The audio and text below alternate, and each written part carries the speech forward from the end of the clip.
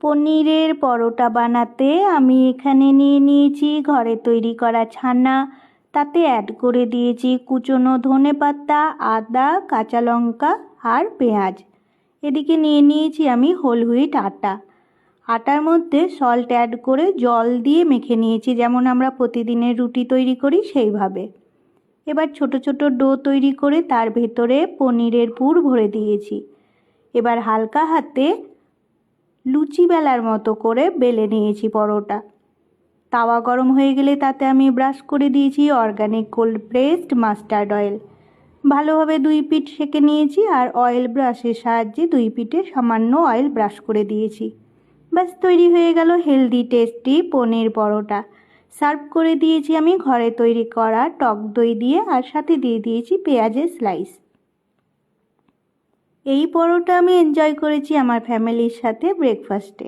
এইভাবে আপনারাও তৈরি করে নেবেন হেলদি টেস্টি পনিরের পরোটা আর এনজয় করবেন ফ্যামিলির সাথে।